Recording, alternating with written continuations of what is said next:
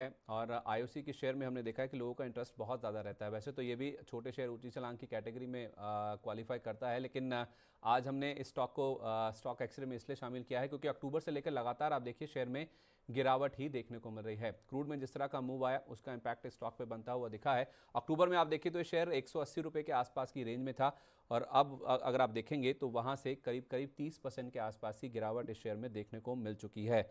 क्यों हुई है गिरावट, पहले आपके सामने वो वजह रखते हैं, फिर आने वाले समय में किस तरह के ट्रिगर्स हैं वो भी आपके सामने रखेंगे। देखिए Q2 में यानी कि जो बीती तिमाही थी उसमें जीआरएम्स कम रहने से इनका जो नतीजे हैं उसके ऊपर हमने इम्पैक्ट बनता हुआ दिखा है। जीआरएम्स आप देखिए बड़ा फॉल उसमें आता हुआ दिखा था।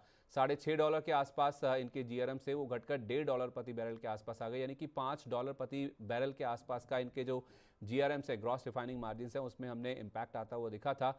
और जैसे मैंने कहा जो क्रूड में इम्पैक्ट आया है उसका इम्पैक्ट ज़रूर इनके नंबर्स पर देखने को मिला। और उसके साथ साथ आप देखिए डॉलर के मुकाबले जिस तरह से रुपया कमज़ोर होता हुआ दिखा है उसका भी इम्पैक्ट आता हुआ दिखा है, क्योंकि हम 80-85% क्रूड के रिक्वायरमेंट्स को इंपोर्ट करते हैं और जैसे जैसे रुपया कमज़ोर होता है हमारी जो इंपोर्ट लागत है, इंपोर्ट की जो कॉस्ट है उसमें भी हम बढ़ोतरी देखते हैं, जिस वजह से हमने देखा कि इनके जो नंबर्स हैं उसके ऊपर खासा हमने इम्पैक्ट बनता हुआ दिखा। तो Q2 के नंबर्स कमज़ोर आए, हाल फिलहाल जो क्रूड चला है उसका भी इम्पैक्ट हमने इनके नंबर्स में या फिर स्टॉक प्राइजेस में नेगेटिव साइड पे बनता हुआ देखा है। सर आप कैसे देख रहे हैं आईओसी का शेयर? केवल अगर मैं प्राइस वाइज देखूं, प्राइस पॉइंट के हिसाब से जो गिरावट हुई है उसको आपने कैसे रीड किया है, फिर मैं शेयर पर व्यू आपका पूछूंगा बाद में।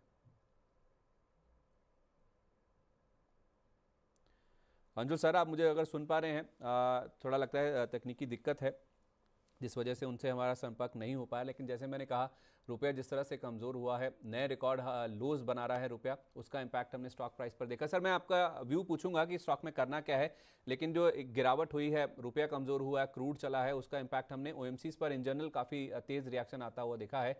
ये जो गिरावट हुई है उस पर आपका व्यू दीजिए एक बार।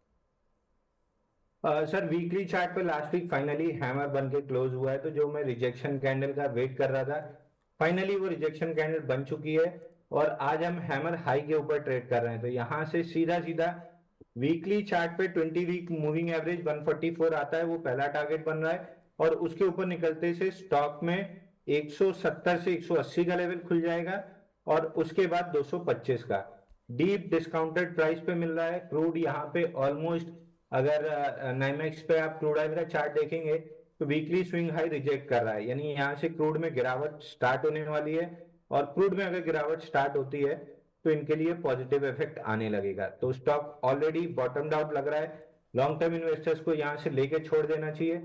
ट्रेडर्स जिनको लार्ज कैप में बाउंस बैक प्ले करना है वो भी स्टॉक को यहाँ पे लेके छोड़ सकते हैं। 144 रुपए आपको फटाफट मिलेगा, बट आई वुड सजेस्ट इन प्राइजेस पे स्टॉक को लेके छोड़ दीजिए। 1.5-2 साल के लिए अपने डीमैट में डाल दीजिए, मत देखिए बार बार। 225 रुपए आपको आराम से मिल जाएगा। सर इसके ट्रिगर्स की भी बात करें तो इस बार जो आप कह रहे हैं कि अपमूव आ सकता है या लेकर छोड़ देना चाहिए, उसमें तीसरी तिमाही के जो नतीजे आने वाले हैं 27 तारीख को, यानी कि अगले हफ्ते ही इसी दिन नंबर्स आ जाएंगे और उसमें माना जा रहा है कि नंबर्स काफ़ी स्ट्रांग रह सकते हैं और लोअर लेवल से या फिर जो कमज़ोर क्वार्टर था वहाँ से एक बाउंस बैक देखने को मिल सकता है। इनकी जो आय है वो 40.5% बढ़ने का अनुमान है और ये कंपनी घाटे से मुनाफे में आ सकती है। तिमाही दर तिमाही आधार पर Q2 में घाटा आया था, वो घाटे से कंपनी वापस मुनाफे में आ सकती है और उसमें जीआरएम्स जो हैं उसमें बड़ी रिकवरी देखने को मिल सकती है। जीआरएम्स फिर से $6 के आसपास आ सकते हैं, जो $1.6 प्रति बैरल पर पहुंचते हुए दिखे थे। तो कम से कम नहीं तो $4.5 के आसपास का इनके जीआरएम्स में सुधार होगा। मार्केटिंग मार्जिन्स में भी 2 गुना के आसपास की बढ़त देखने को मिल सकती है, यानी कि पेट्रोल डीजल और बाकी जो प्रोडक्ट्स बेचते हैं उस पर प्रति लीटर जब बिक्री होती है तो कितने ये पैसे कमाते हैं, कितना मार्जिन मिलता है, उसको मार्केटिंग मार्जिन बोलते हैं। तो वो 2 गुना हो सकता है लोअर लेवल से, ऐसा भी इम्पैक्ट है जो कुछ एनालिस्ट मान के चल रहे हैं। और इनकी जो आय है वो अगर आप देखेंगे वो 22.7% और मुनाफा अगर आप देखेंगे 47% यहाँ पर बढ़ सकता है। ईयर ऑन ईयर देखेंगे तो ज़रूर इनकी जो आय है वो 22% बढ़ेगी, लेकिन मुनाफा 47% गिर सकता है। लेकिन क्वार्टर ऑन क्वार्टर ये कंपनी घाटे से मुनाफे में लौटती हुई नजर आ सकती है। पिछली बार का हाई बेस भी है जिस वजह से हम देख रहे हैं कि ईयर ऑन ईयर इनका जो मुनाफा है वो गिरता हुआ नजर आ सकता है। लेकिन overall quarter on quarter basis पे अगर आप देखेंगे, जो कि शायद ज़्यादा बेटर कंपैरिजन होगा भी, तो आपको नंबर्स में एक बड़ा सुधार देखने को मिलेगा, एक टर्न अराउंड देखने को मिलेगा। इनफैक्ट घाटे से ये कंपनी मुनाफे में आती हुई नजर आ सकती है। इसके साथ साथ अमेरिका में जो तेल प्रोडक्शन बढ़ने से तेल कीमतों में गिरावट भी आती हुई नजर आ सकती है, तो उससे भी इनको कहीं ना कहीं राहत मिलती हुई नजर आ सकती है। क्रूड में कोई भी गिरावट आएगी तो इनके ऊपर एक पॉजिटिव इंपैक्ट जरूर आता हुआ दिखेगा, क्योंकि जैसे हम कह भी रहे हैं अक्टूबर से स्टॉक लगातार गिर रहे हैं, अच्छी खासी गिरावट 30% के आसपास की हो चुकी है। तो कोई भी पॉजिटिव ट्रिगर बनता है, क्रूड में गिरावट आई या फिर इनके नंबर्स पॉजिटिव आए, तो बाउंस बैक काफी शार्प देखने को मिल सकता है, जैसा हमें अंशुल सर बता भी रहे हैं। एक बार जरा इनके वैल्यूएशन पे भी नजर डाल लेते हैं, फिर मैं समझूंगा कि स्टॉक में क्या करना है। देखिए FY25-26 की जहां तक बात है, जो अगला वित्त वर्ष है 7.5 से 9 रुपए के आसपास का इनका ईपीएस का जो अनुमान है वो स्ट्रीट लेकर चल रही है। तो अगर इतना ईपीएस बनता है तो उस लिहाज से फिर शेयर का जो पीई है वो आपको काफ़ी सस्ता नजर आएगा, 14 के मल्टीपल के आसपास पर आपको ये शेयर नजर आएगा। प्राइस टू बुक वैल्यू के हिसाब से भी आप देखेंगे तो वो भी आपको 1 के आसपास की नज़र आएगी। तो पीएसयू स्टॉक्स वैसे भी सस्ते होते हैं, और इस स्टॉक में तो आप देखें कि जो डिविडेंड यील्ड है वो भी काफ़ी स्ट्रांग रहती है, क्योंकि प्राइस छोटा है, डिविडेंड काफ़ी बड़े ये कंपनी देती है, क्योंकि सरकार की हिस्सेदारी ज़्यादा है। तो एक डिविडेंड प्ले के लिए भी काफ़ी लोग इसको स्टॉक को एक्यूमुलेट करते हैं। डिविडेंड यील्ड काफ़ी स्ट्रांग रहती है इस कंपनी की, और मोतीलाल ओसवाल ने इस पर खरीदारी की राय दी है, 185 रुपये का टारगेट दिया है। सर आप कह रहे हैं कि शॉर्ट टर्म में बहुत जल्दी 144 रुपये का जो लेवल है वो स्टॉक में बनता हुआ नजर आएगा। तो 121 रुपये का मैं देख रहा था इसका बॉटम आउट प्राइस है, जो कि हाल फिलहाल इसने छुआ है। उन लेवल्स पर जाने पर खरीदारी करें, या फिर मौजूदा लेवल्स पर भी जिसको खरीदना है ट्रेडिंग बेट के लिहाज से या फिर स्विंग ट्रेड के लिहाज से, इन लेवल्स पे भी खरीदा जा सकता है? देखिए सर, एक चीज मैं बता दूं आपको, लास्ट क्वार्टर में इन्होंने बैलेंस शीट क्लीन की थी और ईपीएस नेगेटिव पोस्ट किया था। मतलब रिजल्ट देख के एक बार तो मेरी भी जान सूख गई थी कि इतना लंबा लॉस कहाँ से दिखा दिए, जबकि कुछ लफड़ा नहीं हुआ। तो बैलेंस शीट क्लीनिंग का प्रोसेस था वो एक ही क्वार्टर में निपटा दिया इन्होंने। मतलब लोग धीरे धीरे उस पर एंटीबायोटिक लगाते हैं, इन्होंने एक बार में ऑपरेशन करके खाली कर दिया। तो अब यहाँ से नेगेटिव जितनी चीजें आनी थी सब आ चुकी, क्रूड राइस, रुपी फॉल, बैलेंस शीट क्लीन, हर चीज इनकी क्लियर हो चुकी है। अब यहाँ से नीचे, मतलब जिसको हम कहते हैं कि नेगेटिव न्यूज की संभावना खत्म है, पॉजिटिव संभावना हर तरीके की है।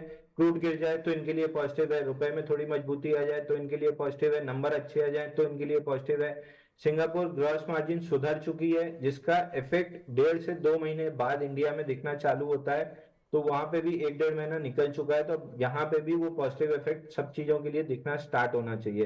तो अब series of positive news flow इनके लिए आना चाहिए। और बेसिकली जो सबसे इंपॉर्टेंट चीज मेरे को चाहिए होती है, पूरी कहानी के साथ एक चार्ट पे अच्छी रिजेक्शन कैंडल या बुलिश कैंडल जो लास्ट वीक बन चुकी है। तो फटाफट मेरे को 144 रुपए आते हुए दिख रहा है, और 144 निकलता है तो फिर 170 180 की जोन थी जहां पे बड़ा एक्यूमुलेशन हुआ था, वहां तक ये आराम से आ जाएगा। उस जोन में जाके एक बार अटकेगा, क्योंकि वहां पे बहुत लोगों ने स्टॉक एक्यूमुलेट किया था।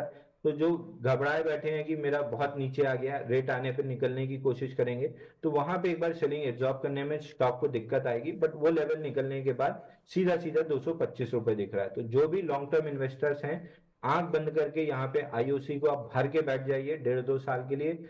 जितना वो डिविडेंड देगा, मतलब जितना आप एफडी से ब्याज कमाते हैं उतना वो डिविडेंड में ही आपको दे देगा।